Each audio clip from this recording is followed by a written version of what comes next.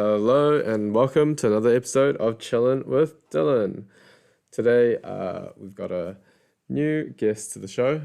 We're talking about a little thing called football. So today's topic is life lessons from the footballing world. And so this is of course the proper football, not American football or Aussie rules football, soccer football, the one with the oval ball. I mean, sorry, the round ball. Anyways, yeah, pleasure to welcome along our guest today, Leo. G'day, man. Good to be Thanks, here. thanks for coming. I heard you came a long way to do this podcast with me, right? Yeah, I live right next to you, right? Yeah, yeah, yeah. No. This is an in-person podcast, first in a while, actually. Oh, good. Yeah. Good to be here, and Yeah. more than happy to play a role in guiding your listeners in terms of lessons regarding what can we learn from the Premier League and even successful footballers. Yeah, exactly. No, it's good to be delving into the sporting world for this podcast. So yeah, so what do you sort of do, or like what do you kind of know about like football? Are you really like, do you think about it a lot, and do you have any general like philosophies around that? I mean, I think about various subject matters all the time, obviously. I mean, Yeah. you know that I'm a relatively switched on guy and, quite passionate about political science and geopolitics and Yeah. economics, right? I mean, Well, they're all kind of related, right? I mean, not necessarily. Ge- I mean, my job is a policy advisor Yeah. Yeah. in the political world, but at the same time, I like trying to sort of, you could say, connect the dots between what characterizes as good performances, what characterizes as a successful, political systems, or Yeah. whether if it's in the world of Amazon or Google or whatever it is. Yeah. And there are ways in which where human knowledge is, quantifiable and qualitatively similar, if you know what I mean. Yeah. And so, like, I don't know. I've just been following Ronaldo, Cristiano Ronaldo, not the old. Not Brazilian Ronaldo, Yeah, right? So yeah. Cristiano Ronaldo, he's pretty much the best football player in the world, maybe arguably with one or two others Yeah, right Messi. now. Lionel Messi, the Yeah. Argentinian guy.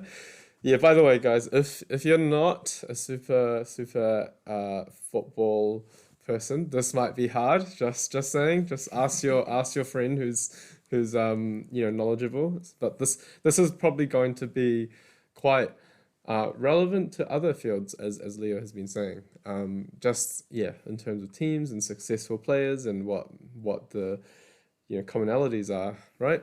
Yeah. Yeah, I mean, those motivational videos that are on YouTube. Yeah. You know the ones, I missed more than 9,000 shots in my career, like that Michael Jordan one. Yeah. I mean the same thing. Ronaldo has similar quotes. In terms of like the best way to make sure that you maximize your talent is hard work. I mean, I think it's all the same, really. Yeah. Across every avenue. I think, like Ronaldo is someone who I think is really admirable, just because he's obviously talented, like naturally. Most of the top footballers in the world are. But like he has that extra level of work ethic that so many others don't, and you just sort of see in the way he trains and eats and does everything. He's like a machine. So I've always admired how he approaches things. So his team currently, of course, is Manchester United, isn't it? That's right. Yeah. Yeah, and that just also happens to be the team that these two guys in this You and I. podcast, that we actually support, whether fortunately or unfortunately. If you're listening, any fellow Manchester United supporters out there, just shout out to you guys, eh? Yeah, we had a rough period over the last, I mean, not just last year, but, over the last 9 years. you could 9 say, years, Since yeah. post-Fergie era. The So last, that's right. And if any of you are Liverpool fans or Arsenal fans or Chelsea fans or Man City fans, continue chuckling because, you're going to see us rant and talk Yeah. about the... just be real salty. We're just going to be just- really salty. just hopeless, mate. That's all I can say about Yeah. my football club right now. I don't know. It's hard, like supporting a club that just is underperforming compared to what you expect them to. We used to be like champions pretty much every second year at least of right. the Premier League, So yeah, anyways, for those listening, Premier League is pretty much the best domestic, league in the world. I'd say it's English in England, and yeah, honestly, I think it's probably the best breeding ground for the players to really stand out in teams as well. Like you can't just win that without like other European leagues are quite one-sided or two-sided, right? Like Yeah, the Italian league is basically Juventus. Although AC at the moment, they Milan, won the last Serie A. yeah. AC Milan finally just took over that monopoly of Juventus for the first time. For like 9 years. Yeah. So it is getting a little bit more competitive. But you got the Bundesliga and League One. Bayern Munich, same 24/7. Yeah. The French league. PSG. Every time. Yeah. The Spanish league is basically the Three, duopoly maybe, of Real Madrid and Barcelona. Every now and then you get Atletico Madrid. Yeah. It's kind of like but like not necessarily monotonous, but yeah, like the same sorts of things tend to happen.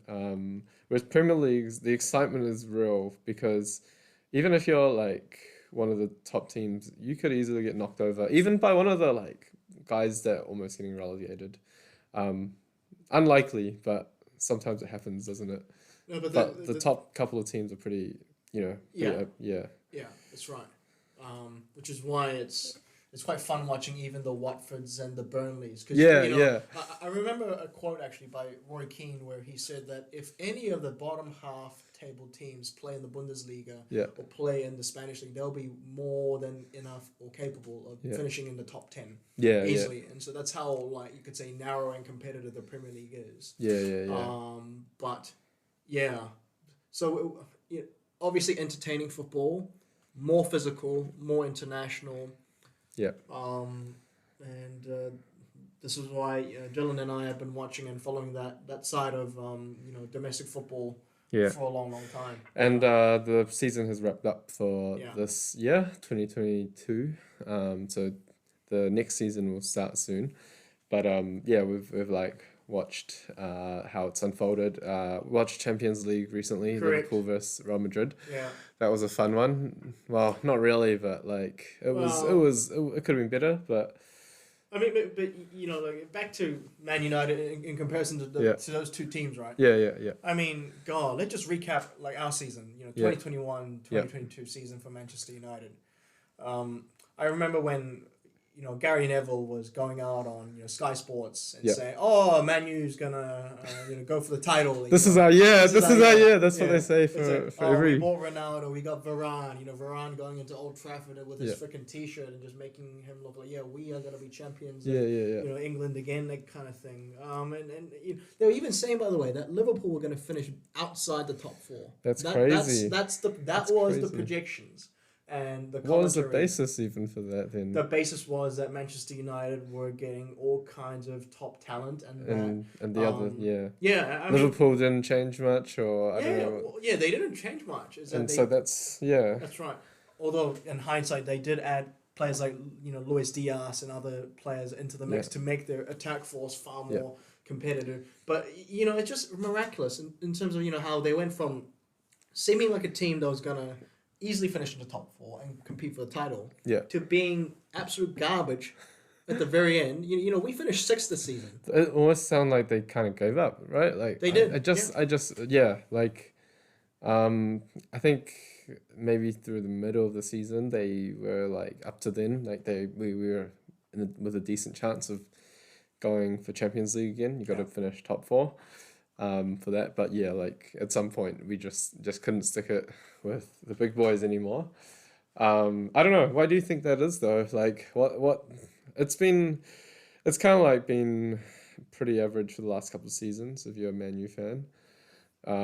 There's been all sorts of managers and all sorts of players. Yeah, we have. There's a few common patterns behind all of them, right? Well, I'll start off by talking about how the 2021-2022 season went and then because there's always a backstory to how we ended up in this mess, right? Exactly. 2021-2022, obviously we had OGS, Ole Gunnar Solskjaer, for manager for about 3 seasons. He finished 5th, 3rd, 2nd consecutively. So it seemed like there was some progress. Yeah. But then, in my eyes, the season started to go backwards when we started seeing Maguire's and I'm talking about Harry Maguire. Harry Maguire, Number no other 5, the captain of Manchester United. defender. That was just Yeah. atrociously incompetent Yeah. at the back. You know, he can't run Yeah. quick. He can't tackle. He can't keep position. You know, the Yeah. offside trap. Yeah. He keeps on, you know, making stupid red cards Yeah, and yeah. tackling everybody. And Yeah. it just, you know, he is the embodiment, in my eyes, Yeah. of why we failed so miserably in 2022 season. Yeah, and there's a few players that have cost a lot of money when, you know, our team goes to the transfer market, weighs around hundreds of millions of dollars, maybe, you know, like at least, yeah, or pounds, you know. These are people that are getting, yeah, bought out close to £100,000, some of them. And it's sad to, when, you know, like the value that you get, yeah, like it's not sort of matching up. And yeah, I think this is pretty, you know, relevant to other fields as well. Like, you know, businesses that buy assets or like put investments into programs, or government organizations that put like major money into programs that don't deliver results. Another topic for another day. Yeah, no. It's yeah. And so why do these things keep happening? Like why are sort of like unoptimal decisions always being made, you reckon, in that case? Yeah, that's right. I mean, you know, if you're a company, I mean, basically, by the way, football is a company. Manchester United is a brand. It's a commercial brand. Okay, their core job is to play decent football. That's their core business. That's how they get revenue from, you know, media and other things. And the fact that they're not focusing on that core thing and focusing on other nonsenses. And you know, I mean, in terms of this season in particular as well, you know, you saw players purposely go against the manager, like publicly, leaking to various journalists saying, "Oh, I'm not happy here. Oh, this happened, that happened." You know, saying that there's a clash between Ronaldo and Maguire, all this sorts of nonsense. You know, this just shows you that, you know, there is a lack of discipline. There's been poor recruitment from the scouting agencies, and I'm not talking about just the players, but also just the backroom staff. I mean, how can you not? Of all the support team. That's right. Actually what makes the team. It's not just 11 players on the field. There's, you know, and the manager. There's the trainers, the doctors, and anyone else. Half the admin staff are board of directors, many things, and you know they muck that up. Just utterly I mean, the most grossly incompetent fashion. And you know what, you see this in the pictures where you see Ronaldo arguing with other players. You see. I mean, you know, let's just. By the way, I'm just gonna go slightly back to Maguire, because you know, after he mucked up so badly, he got the manager sacked. You know? So you know, like you and me, I was thinking, okay, Rangnick's gonna come in, and he's gonna fix this mess. That never happened. Why? Because the players did not follow his instructions. You know, I mean, to give the listeners context, Ralph Rangnick was the, you know, short-term interim manager of Manchester United from around December 2021 up until just this month. So he was there for about 6 months, and he was there to try and, you know, shore up things, but you know, it didn't work well because you know, his style of play is gegenpressing. You know, Jurgen Klopp. You know, Jurgen Klopp has the gegenpressing system, so he's known as the godfather of German football. But he got these lazy players like McTominay, Fred, Maguire. They don't fit within that system. system. They don't fit within that system. I mean, Bruno's a good player, but you know, he hasn't been running a lot. Pogba jogging. You have right backs. Bloody hell. Goodness. I can't remember. Like, there's. I mean, who's the right? I can't remember actually. No. Wan-Bissaka. Wan-Bissaka. Good defender, but just can't pass a ball. And you know, Rangnick's the type of manager that plays a very attacking style of football. He's a good. By the way, that transition from Ole Gunnar Solskjaer's counter-attacking football to more of a higher line attacking press system was where it kind of went from. But that's what Ole Gunnar Solskjaer wanted to do. That didn't work. Rangnick came in. He tried to properly implement that. That didn't work. And now and also the role of you know, old players. Gary Neville, Paul Scholes, Roy Keane. I love those men, not gonna lie. They're legends of the club. But you see external influences where the management and the people that are hired by the club aren't able to control the narrative. So basically everyone's trying to undermine the whole thing system before the before you even get started, all these forces are just like, ripping whatever the plan is out from, underneath the feet of the manager and those that are meant to be in charge. Yeah. So, I mean, on the contrast, successful teams don't do that, right? Like, I mean, No. there's quite a lot of there's some examples. Heaps of examples. What do you think? At least in the Premier League, do you think any particular teams or systems you Well, say for compared me, to?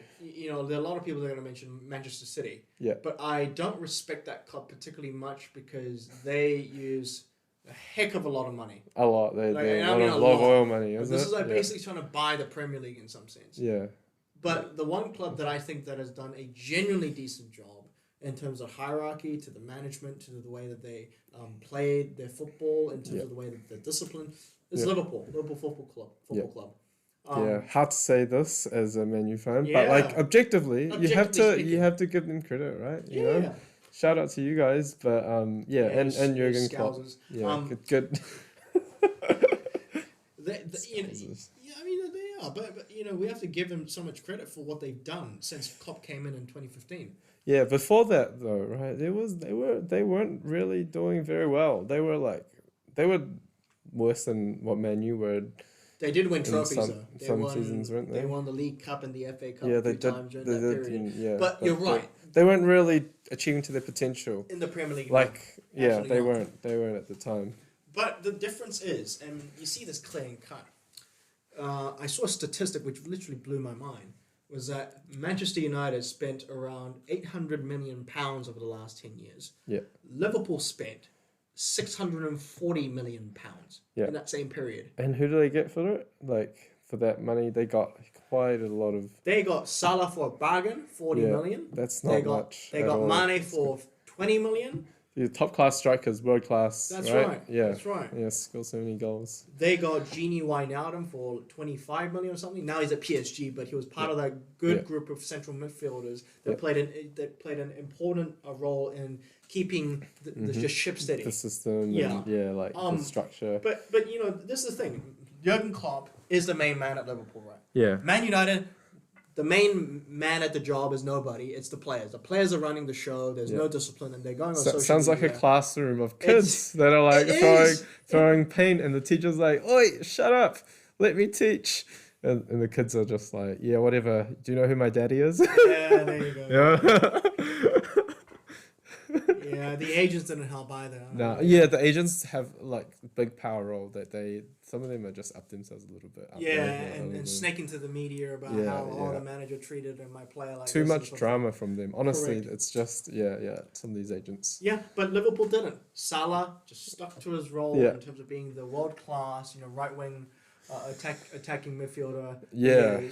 You saw solidity at the back. You saw Henderson. By the way, Henderson gets subbed off frequently by Klopp. Yeah.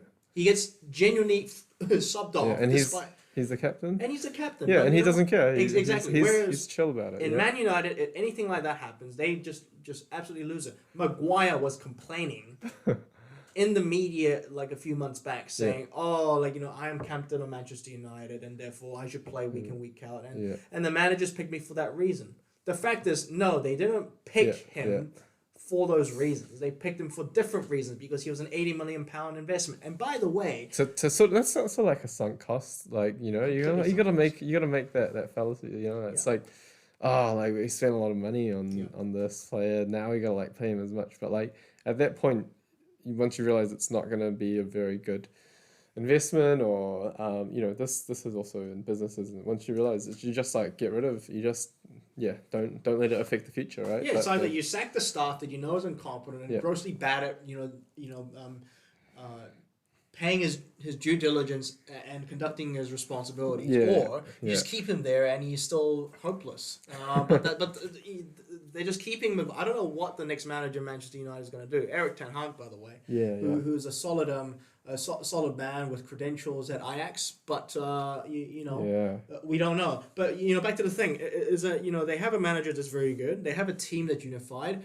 The finances are in order. Liverpool, right? They have an ordered system. Their style of football is very consistent.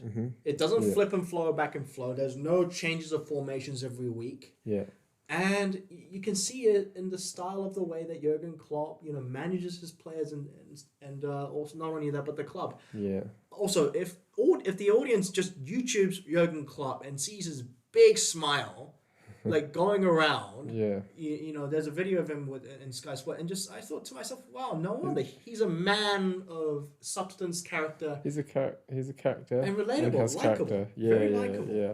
Oh, he does have some interesting views, and like he always like gets says a few funny things that people get confused about. But like by and large, there's no like I can't imagine anyone wanting to try undermine that style. Like he's back.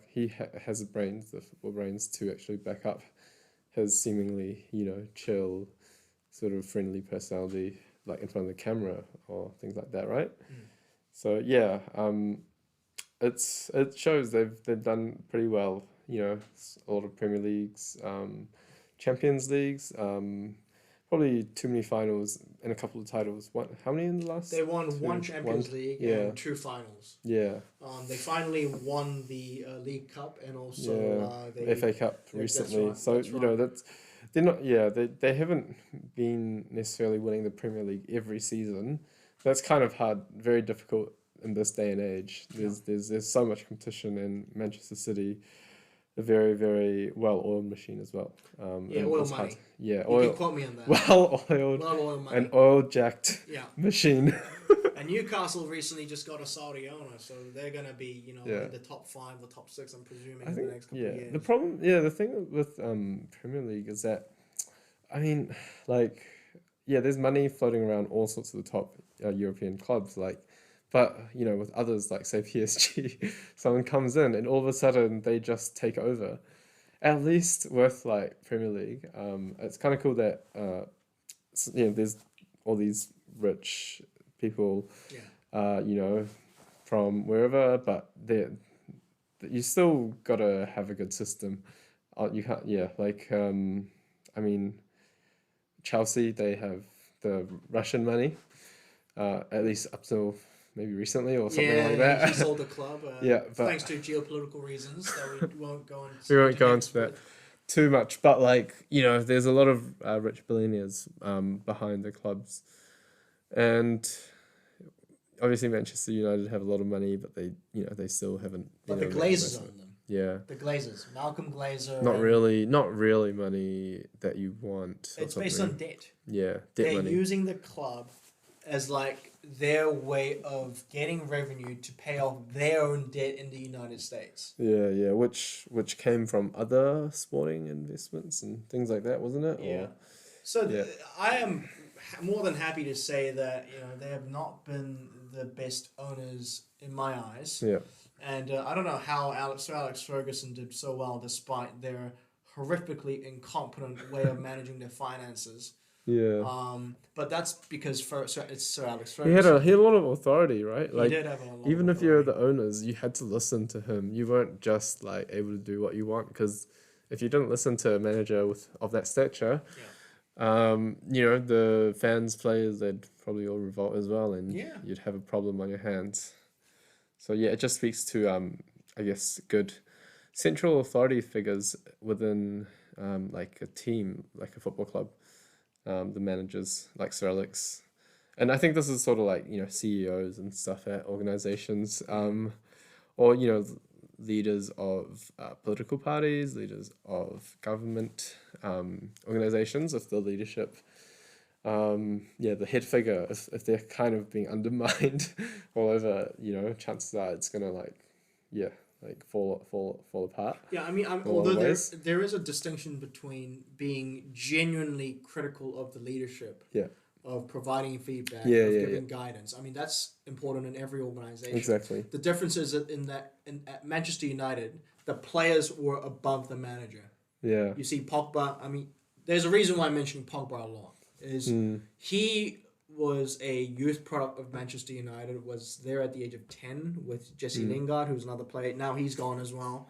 Went to Juventus, did well, came back for like A lot of money. exuberant Had to pay a amount lot of of money money, for yeah. like 90 million pounds or something. Yeah. came in and played okay under Mourinho, and then I tried to undermine Mourinho, then got an extra paycheck.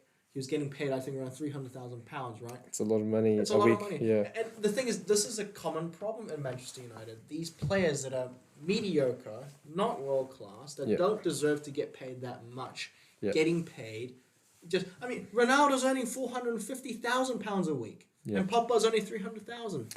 It does, and also Ronaldo's Liverpool's Mane was getting paid £100,000 a week. Yeah, I would give him 3 or 4 times that at exactly. least. Right? It's like the incentive structure that the club got so wrong, and that's why they ended up. And I think honestly, like incentive structures are what actually makes the rest of like teams and other organizations, businesses and stuff work well too. If the incentive structures are off, then you're gonna have a lot of average people in like positions that they shouldn't be in. If you sort of like get paid a lot, and to just sit around on the bench and not not run and put your best effort in, that's kind of like, I don't know, it's not a good example for the young players, and neither is it in like like a company or anything else like that. You need to have like sort of the right incentive structures for people that work hard and have proven results, I'd say.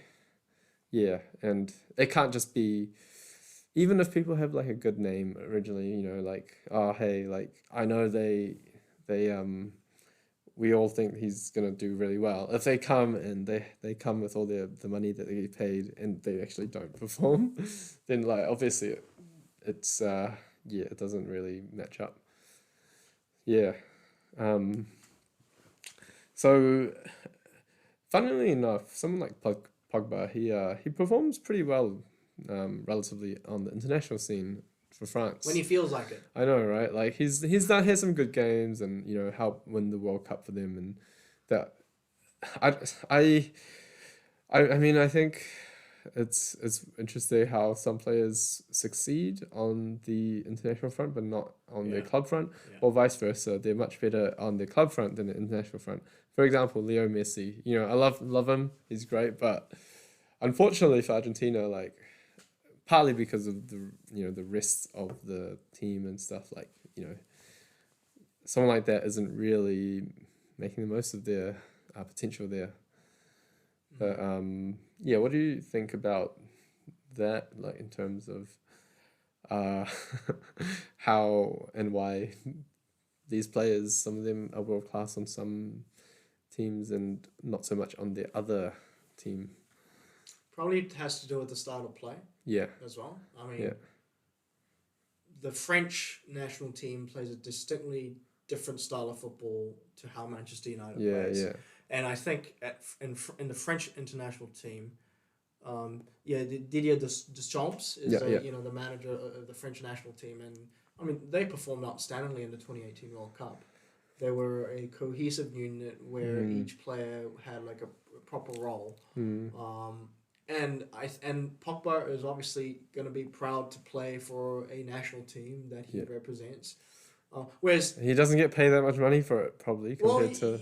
I don't think he's a player that's loyal to the club at Manchester United. He was there for primarily, I think, the money and the status. The status of there's a lot of status. Yeah, with that, completely.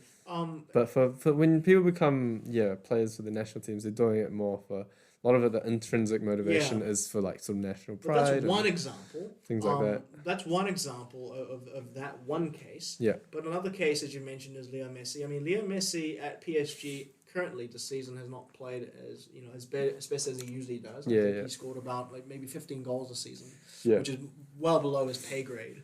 I would have thought in a league like League One, like it would be easy to rack up goals often. But But it probably, in my eyes, has to do with him having to compete with the two other superstars of Neymar and Mbappe. And they've been established within that environment for quite a while, right? Like many years by this point. Whereas Messi is just forced to leave Barcelona, and now he's just sometimes sitting on the bench. It's like it's just a sad story for a man who was supposed to be a legend and retiring at Barcelona to ending up in a French, you know, quasi fake league. I call it the fake league Oh because yeah, it's not yeah. really competitive. That's sort of ruled by an oil-backed Yeah, yeah.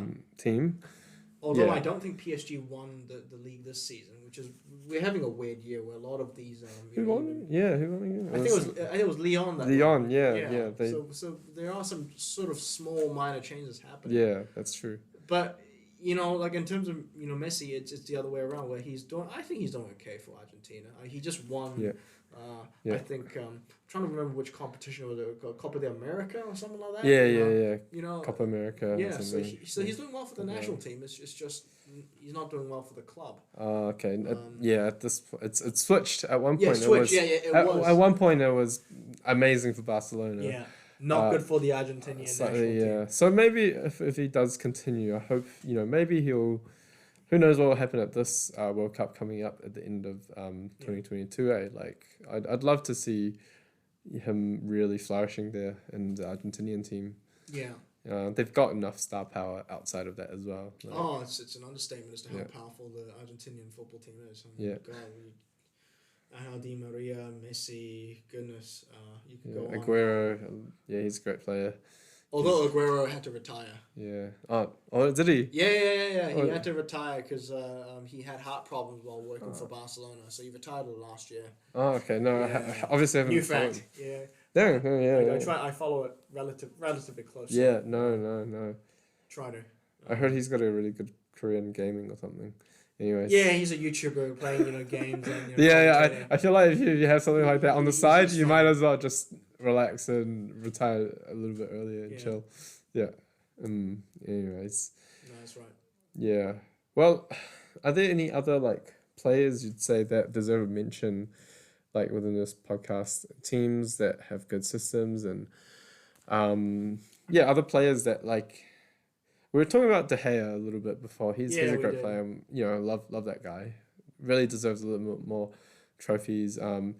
Harry Kane and Son. Yeah. Heung-min Son. I mean, look at they're good. They're a good duo.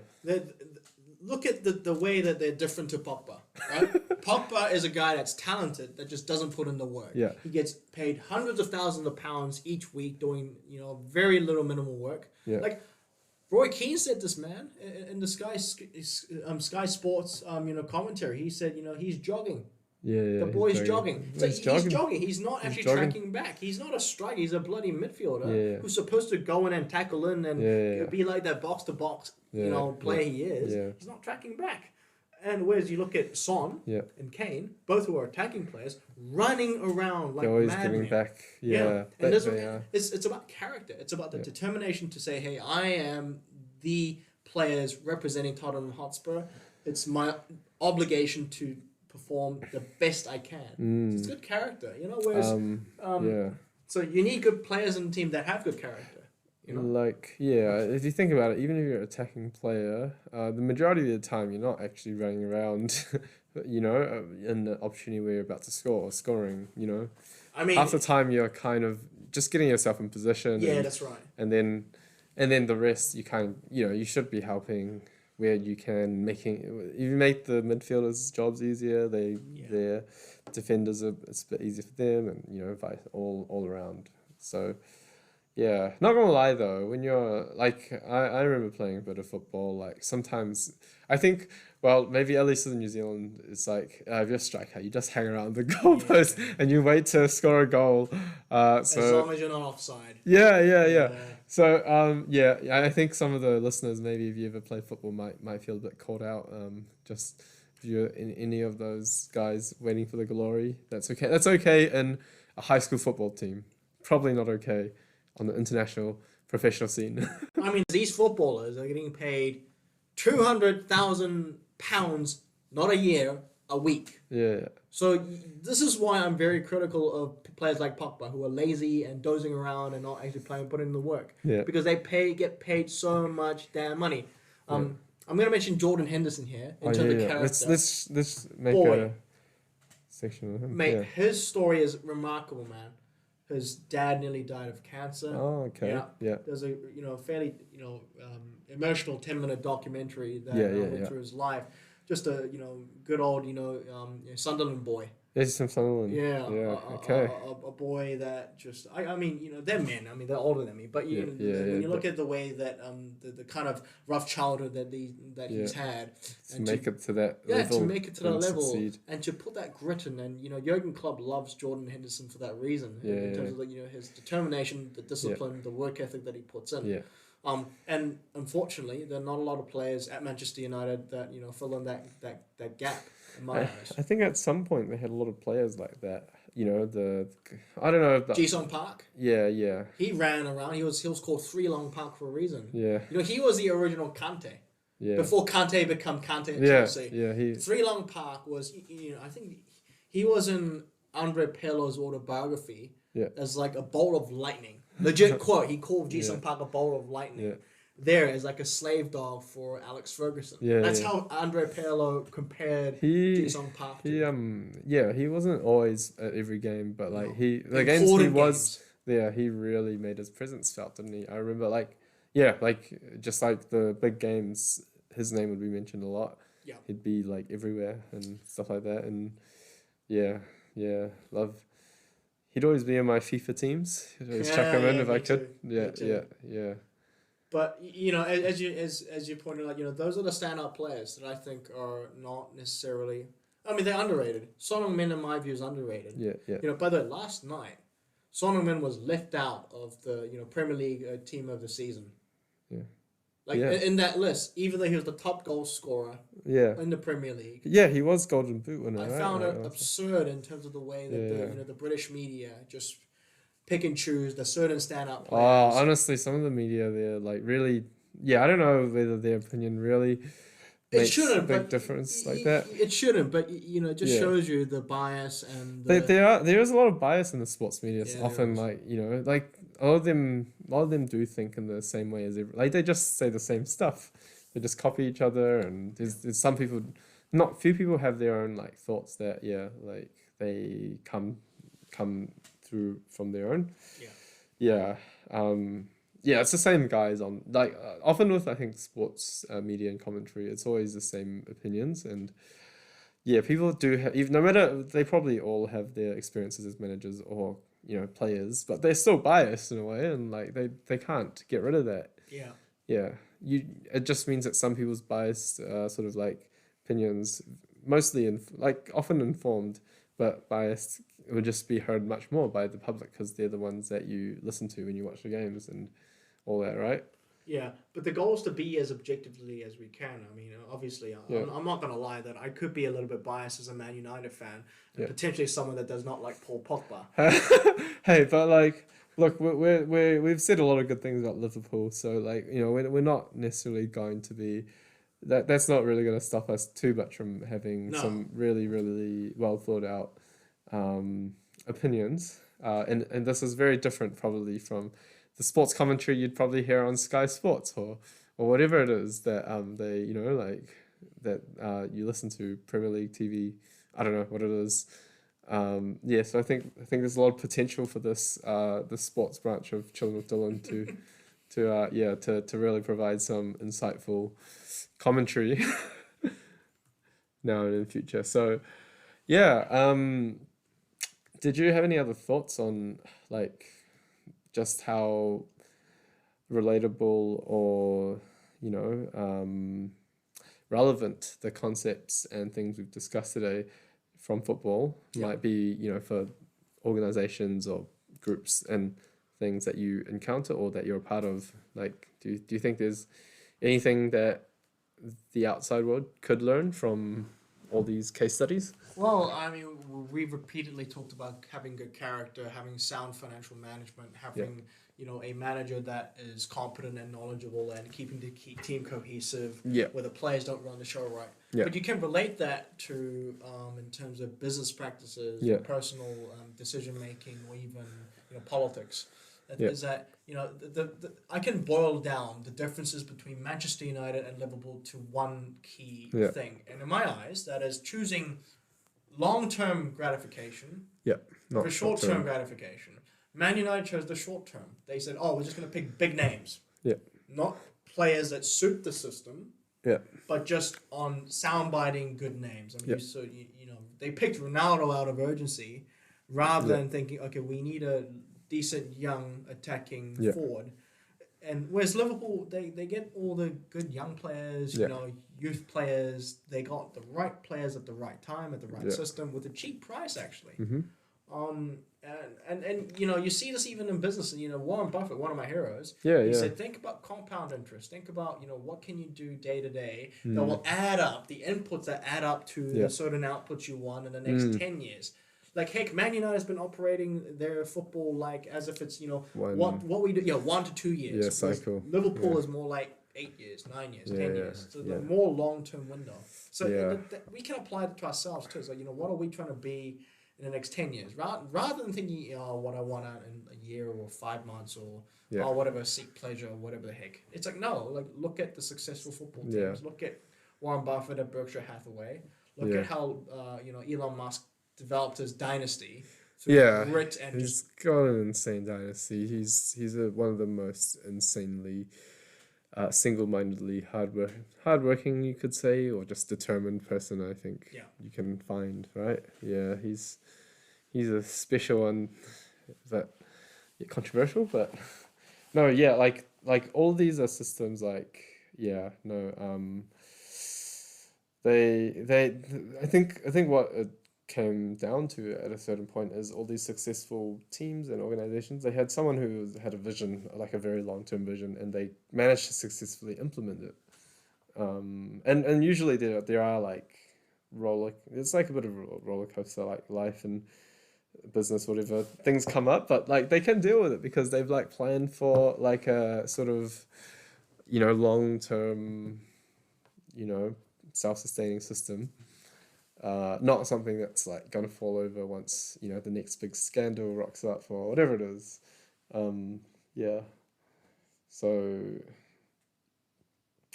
yeah, no, lots to think about, and this is just like the beginning. There's probably so much more, and we are not paid for this. Just remember, we are just armchair experts in a way.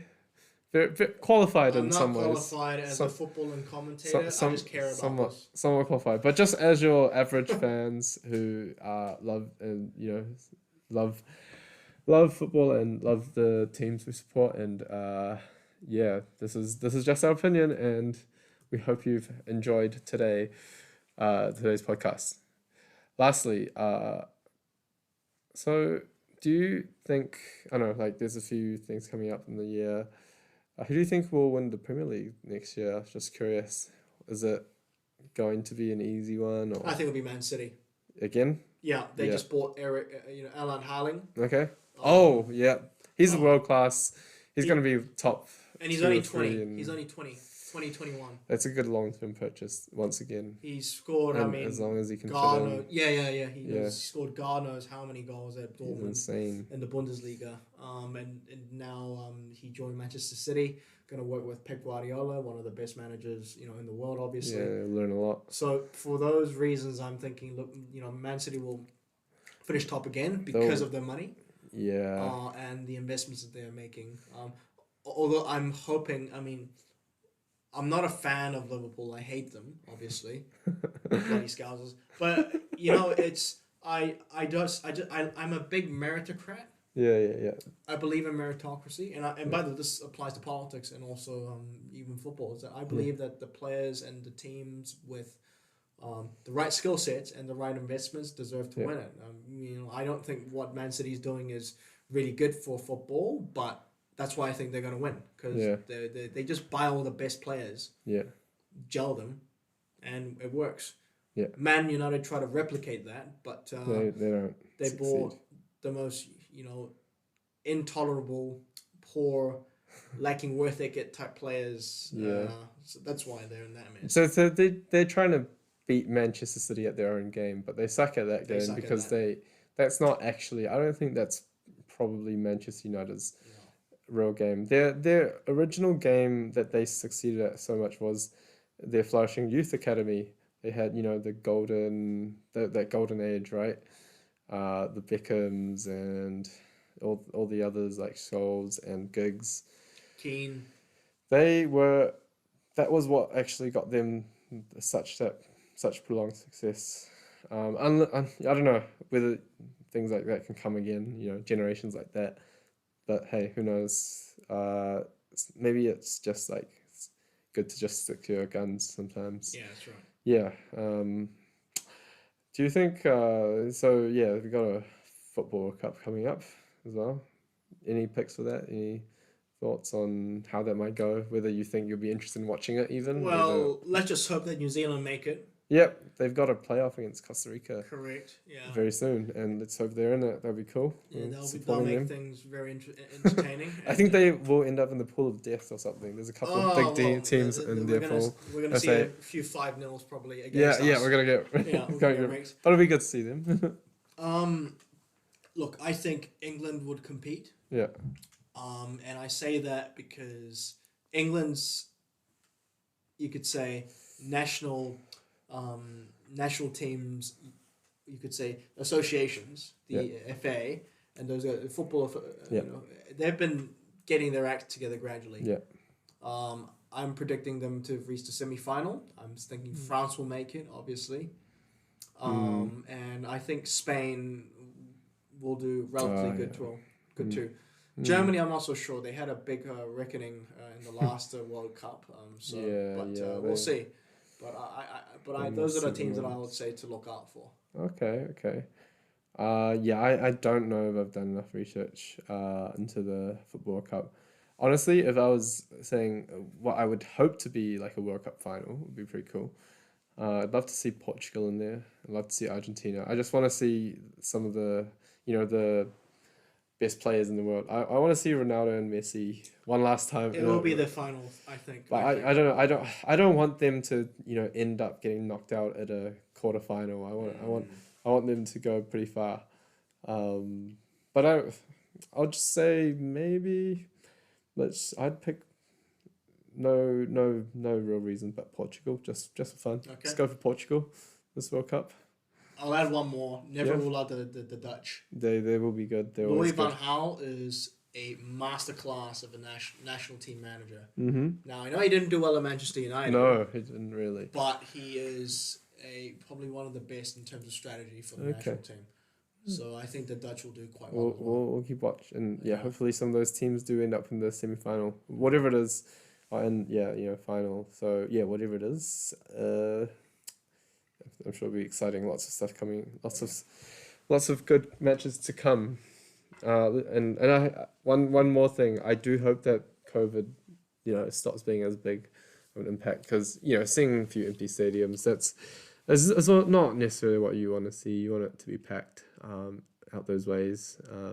The crowd, the roar of the crowd, the atmosphere. Maybe we'll be at a big game at some point soon. So who knows? Anyways, well, that brings us to the end of the podcast. So thanks for listening. Thanks for coming on the show, Leo. Oh, thanks, man. It was enjoyable. Yeah. We'll catch up next time.